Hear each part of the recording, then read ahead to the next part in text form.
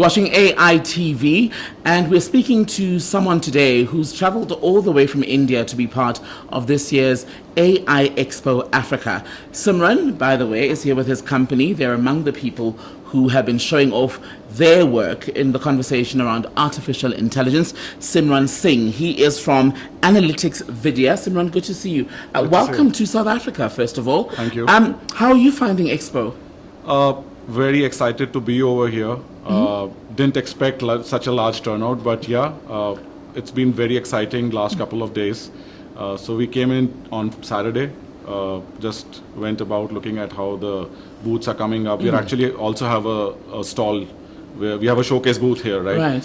So the turnout has been excellent, met a lot of people, different businesses, went around a couple of stalls, AI for good, women in AI. So I think overall very excited to look at the ecosystem and how South Africa is probably adopting AI technologies. And how would you say AI Expo Africa compares to some of the other events you've been to? I mean, you've traveled from India. I'd imagine you've gone to a lot more of these sort of gatherings. Yeah, definitely. I think so. We ourselves, being one of the pioneers in analytics over the last decade, we host India's largest AI event in Bengaluru. Oh, right? Wow. Yeah. So we host that event. We hosted it in August. It's called Data Hack Summit. Right. And we had a turnout of about 1,200 people over there. So if I compare that event and some of the other events that, if I compare AI Expo with that, I think AI Expo is very, very well organized. In terms of the turnout, I think it's pretty much similar, is what I'm looking at, in terms of what we saw. I think in terms of maturity of probably the people who come over there, they are hardcore practitioners, whereas here we have a mixed audience. We have people from business, we have technical people, and we have users as well. And what is the work that Analytics Vidhya does? And I want to hear why, because India on its own, right, is such a powerful country. Yeah. You could just do business there, but Yeah. here you are in South Africa, Yeah. also meeting people from the rest of the continent. Yeah. Talk us through that, the link between what you do and why it was important to be here. Yeah, so I think the more than what we do, it is why we exist as an organization, right? So Analytics Vidhya is 11 years old. It was started in 2013 as a blog. And our founder and CEO, Kunal, started this basically to share knowledge about analytics. Because there was no platform way back then in India, where people would go and share what they do in analytics, how they solve problems. So he started writing it as a blog out of interest, and then the blog just kept on growing. So today we have 5 million users on the platform. 5 million users. 5 million users on the platform. We are spread across 175 countries.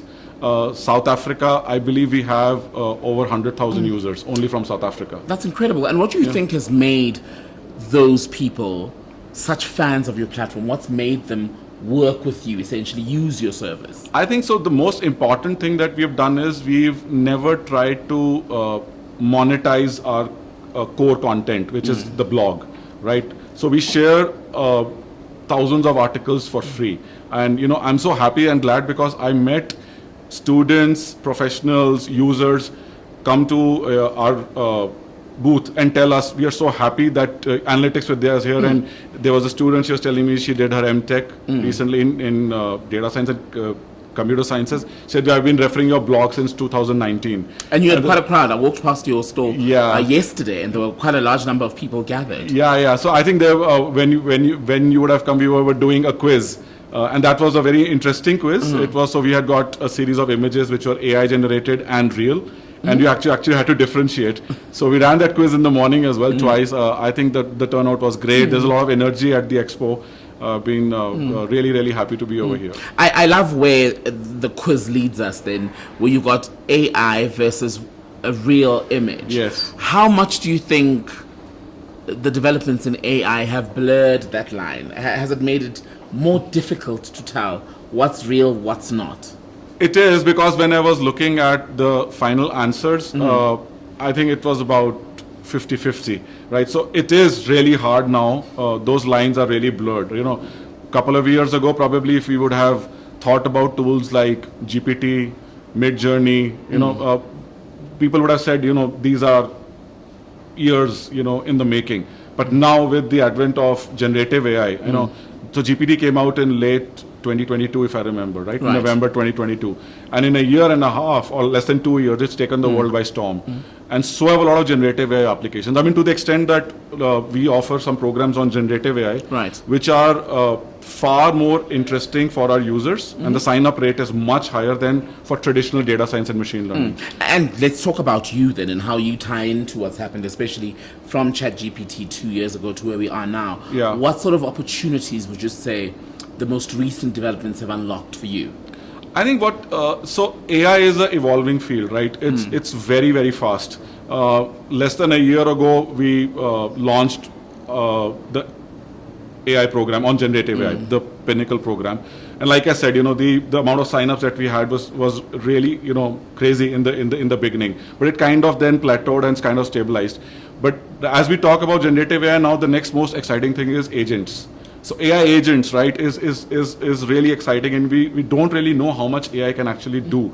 So right from marketing to prospecting to healthcare services to retail to, you know, any sort of customer service and automation, I think AI is you know, going to improve a lot of things. I know people say that AI will make a lot of jobs redundant, but we also must remember when the internet came out and technology came out, you know, people said that technology will take away a lot of jobs. It actually created. You don't think AI is going to replace people, especially in the workplace?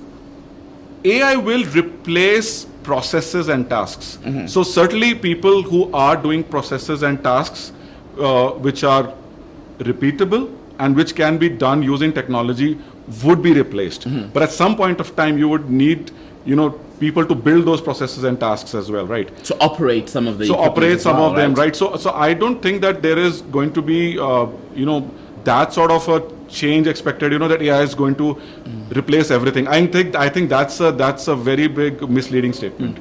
Do we solve that? Do we address, let's say, the concern by simply upskilling people? Because what do we do with the people whose jobs will be become obsolete for the purpose of efficiency, cutting cost, etc.? Yeah, so I think there's one of the famous quotes from a great author. You know, he said the 20th century belongs to the people who can read and write. But he said the 21st century will belong to the people who can learn, unlearn, and relearn.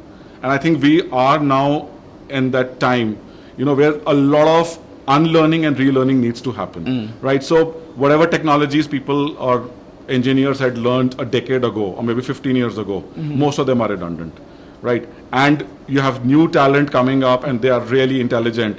And if they're guided properly, I think they'll do a fantabulous job. But relearning and upskilling is a continuous process, right? It's also where business people like you come in, right? To look at those new opportunities and see how you balance that. And for example, I'll use India, where you've got a huge population. Absolutely. And ultimately, those people in adulthood will need something to do to put food on the table. No, absolutely. I think so. India is also undergoing the same challenge, right? Because there's a large IT workforce in India, which is now aging, you know, which are in their late 40s, maybe early 50s as well. And they were brilliant engineers at their time, right? But now with AI, generative AI, and all the new technologies, believe it or not, there are a lot of people who sign up for our program who are in the late 40s and early 50s as well. You're never too old to learn. No, see, actually, you are really never too old to learn, right? And that's where, you know, somebody was asking me, what does Vidhya mean, right? So Vidya is an old Indian Sanskrit word, right? So Vidya means knowledge, right? So that's what Vidya means, right? So knowledge about analytics, right? And then, knowledge and learning is something that can never end, right? It can only go on and on. So what we tell people is continuous learning and then taking small baby steps into whatever you're trying to do. Initially, it might look very difficult, but then if you break it down into smaller you know, so smaller milestones, that would be the easier way to learn. But yeah, we balance that opportunity between business and between teaching AI in general. Yeah. And lastly then, Simran, what are you most excited about, in terms of the future of AI? I think the most exciting thing would be to be just prepared for disruption, right? A lot of people get, you know, taken back, you know, by change. They're very resistant to change, right? And that's where the important thing is. You can't resist change. You can only adopt it or you can accelerate it, right? So so I tell my team as well, right? And they're like, things are changing so fast, and I said, we have seen 20 years ago what we never thought about, right? So for us, that change is even faster. But then the important thing is either you pick up the time and place to change, or change will pick up the time and place for you. Right. So given that, I think AI is exciting. The technologies are breathtaking. However, I must highlight ethical and responsible use of AI. It's a topic that is very important for the community and for the users. And how clear are those lines? They are not. Lines, they are not, right? So I think that is where it's up to leadership and senior people and influencers across the world to kind of understand, where the boundaries are, right? So between ethical AI and non-ethical AI, right? There's a very clear boundary between what is ethical and non-ethical, but people, play on both sides, right? So I think responsible and ethical AI is something which should be part of every AI education program. But can we stop the unethical AI? Because it sometimes feels as though it's a runaway train. The things are moving so fast that even governments aren't able to keep up, for example, in terms of legislation and policy that would protect people from the unethical side of AI. I think that's a tricky question, because if you look at fraud, right? So fraudsters have been there from time immemorial, right? Even before technology was there were physical fraud. After technology, there was digital fraud. And even now, there is such sophisticated systems with banks and other, financial institutions and so many other companies. But fraudsters are still one step ahead, right? So again, it really depends whether, and there's this thing called ethical hacking, right? I'm sure you would have heard about that. So where basically hackers hack into the systems and come back and tell, okay, this is where a system is vulnerable. So I think if we can get the same practices for AI, that will be great. But yeah, there will definitely be blurry lines between ethical and unethical stuff. It's important, that's why I said any use of AI should be looked at the point of view whether it's ethical or unethical or not. And then responsible and ethical AI is a topic that everybody should learn. Simran Singh, it's been such a pleasure to talk to you. Thank you so much for joining us. Absolutely, pleasure. Simran Singh, having traveled all the way from India to attend this year's AI Africa Expo, AI Expo Africa 2024.